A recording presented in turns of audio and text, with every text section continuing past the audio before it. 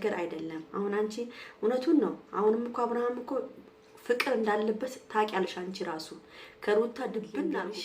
ለትንሽ ቀን ነው የምትደሰችው፣ ለትንሽ ቀን ነው። የማልቀሻሽ ጊዜ አለ፣ የምታለቅሽበት ጊዜ አለ። ለትንሽ ጊዜ ደስታሽን ምናምን ከሩታና አብርሃምን ያው አለያይተሻል። እሱ ላይ በአሁኑ ሰዓት ደስተኛ ነሽ። በአሁኑ ሰዓት እንዳንቺ አይነት ሰው የለም። መኪና ገቢና ነው የምትቀመጪው፣ የአብርሃም ደረት ላይ ነው የምተኙው። ሁሉ ነገር ላንቺ እጅ በእጅ ሆኖልሻል። ግን የሰው ባል ተቀምጦ ደስተኛ መሆን የለም። ሁሌም ታለቅሻለሽ። ሁሌም ሩታ ጋር በመጣ ቁጥር ሩታን ባያት ቁጥር ታለቅሻለሽ። ሩታ ከዚህ በኋላ አይንህን ማየት አልፈልግም ብላለች። ደግሞ ልንገርሽ መብቷ ነው። የትም ቦታ ልጇን ይዛ መሄድ መብቷ ነው። አሁን ለኔ ፍቅሩ ስለገለጸልኝ ነው እሷ መሄድ የፈለገችው። ለመበጥበጥ የፈለገችው ላልሽው እናቷ ጋር ነው የምትሄደው እንጂ ማንም ወንድ ጋር ልትልከሰከስ ወይ የሰው ባል ልትቀማ አይደለም የምትሄደው። ቤተሰብ ለማንኛውም ይሄን ቪዲዮ በደንብ አድርጋችሁ ላይክ፣ ሼር፣ ሰብስክራይብ እንድታደርጉ ይፈልጋሉ። በደንብ አድርጋችሁ ላይክ አድርጉ። እናንተ ላይክ፣ ሼር፣ ሰብስክራይብ ታደርጉ እኔ ደግሞ ወሬውን አጣጥሜ ቆንጆ አድርጌ እናንተ በሚመች ሁኔታ አድርጌ አቀርብላችኋለሁ ማለት ነው። እንግዲህ ውዶቼ እኔ በጣም ዛሬ ከዛ ከትንሹ ልጅ ጋር መታለች። እንግዲህ ከማንም ጋር እየመጣሽ የሩታንም ስም ማንሳት ጥሩ አይደለም። ሩታ አንደኛ ነገር የአንቺን ስም እያነሳች አይደለም፣ የአንቺን ስም አላነሳችም። ስለዚህ እባክሽን የልጅቷን ስም እያነሳሽ አታስቸግሪያት። በቃ እሷ እረስታሻለች። ስለ ራሳችሽ አንቺ እያነሳሽ በሆነው ባልሆነው መበርጠቅ ጥሩ አይመስለኝም። ገብቶሻል? እና ሩታ በፈለገችበት ጊዜ በማንኛውም ሰዓት መሄድ ትችላለች። በማንኛውም ሰዓት የምትሄደው ቤተሰቦቿ ጋር ነው። ወይስ እሱን ልበጠብጠው ወይም እሱን ለማስቸገር አይደለም። አሁን አንቺ እውነቱን ነው። አሁንም እኮ አብርሃም እኮ ፍቅር እንዳለበት ታውቂያለሽ። አንቺ ራሱ ከሩታ ድብን አድርጎ ፍቅር እንዳለበት ታውቂያለሽ። ግን ሩታ ስለማትመለስለት ስለማትፈልጎ ስላወቀ ነው። ገብቶሻል?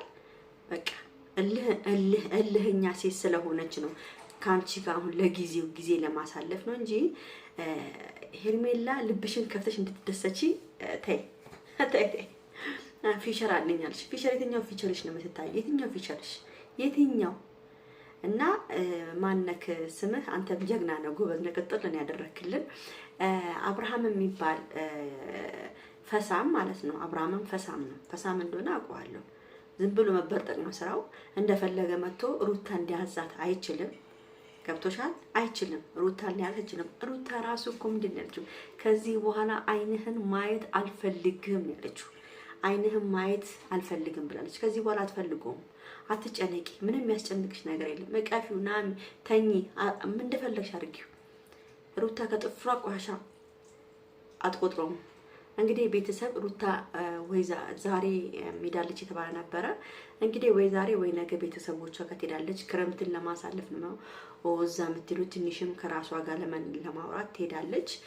ያ ደግሞ ዝም ብሎን አገባለሁ ምናምን ሊያገባት ነው ጊዜ ምናምን የሚለው ምንም ነገር የለም። ሩታ የምትቀበል ልጅ አይደለችም በአሁኑ ሰዓት። የሰርግ ወረቀት ታትሟል ተብሏል። እንግዲህ የሰርግ ወረቀት ከታተመ እንግዲህ ለአብርሃም እንደልከውለት አብርሃም አንደኛውን ቁርጡን ቢያቅ ይሻለዋል። ሩት ታገባለች ቢባልማ አብርሃም ያብዳል። አብዶ ጨርቁን ጥሎ እንደ ታስታውሳላችሁ የዛኔ ታነቃለሁ ብሎ የሄደ ጊዜ አብርሃም የሆነ ነገር ተፈጥሮ የተታወቁ ሰሞን እንደዛ ነው ሊታነቅ ወደ ጫካ የሚሄደው አብርሃም። እርግጠኛ ነኝ ሩታ ብታገባ ማለት ነው። ስለዚህ ሩታ የምታገባበትም ጊዜ የለም። 2 ወር ከቤተሰቦቿ ጋራ ትንሽ አርፋ ከራሷ ጋር አውርታ ለመመለስ ነው። እሱ ደግሞ አብርሃም ደግሞ ምንም መብት የለህም፣ የቤት መዝጋትም ሆነ ቤቷን መቆለፍም መብት የለህም። ምንድን ያለው ዘበኞቹ ስትወጡ ሩታ ስትገባም ስትወጣም እሷ ጋር የሚገቡትንም ሰዎች የሚወጡትንም ሰዎች እንዲነግሩት ለዘበኞቹ ነግሯል ማለት ነው። ዘበኞቹ ሩታን በጣም ነው የሚወዷት። ጎረቤቶቹ ሩታን በጣም ነው የሚወዷት። ትናንት እንደውም በጣም ሲጫጫሁ ጎረቤታቸው ወጥታ ነበር ማለት ነው። ምናችሁ ነው ምናምን ስጠይቃቸው ነበረ። ያው እስከ ደጅ ድረስ ነው ወጥተው ሲጨቃጨቁ የነበሩት ነው የተባለው። እንግዲህ ምንም ሊደረግ አይቻልም። ሩታዬ የኔ ፍቅር የኔ ጀግና አሁንም ጀግና ነሽ። እኔ አሁንም ቢሆን እና አንዳንድ ሴቶች የሰውን ባል የምትወዱ ሴቶች ናችሁ። ሄርሜላ ጎን የምትቆሙት። እኔ ግን ሩታ ጎን ነው የምቆመው። የልጅ እናት ላይ ነው የምቆመው። ገብቷቸዋል። ለሲንግል ማም ነው የምቆመው። ለምትበደል ሴት ነው የምቆመው። ከመጀመሪያ መበደል የጀመረው አብርሃም ነው። ሩታ ሳትሆን አብርሃም ነው መጀመሪያ መበደል የጀመረው። ከርግዝናዋ ጀምሮ ነው ሲያሰቃያት የነበረው። ከርግዝናዋ ጀምሮ ነው እግሯ እያበጠ ሰውነቷ እየደከማት ምሳጅ እንኳን በምትፈልግበት ሰዓት ምሳጅ እንኳን ያላደረገላት ነው። አሁን ስለ ከወለደች በኋላ ልጄ የሚለው ሆዷ ውስጥ እያለ እኮ እንዴት እንደሲጫወትባት እንደነበረ ሁላችሁም ታስታውሳላችሁ። ስለዚህ አንዳንዴ ያው አብርሃም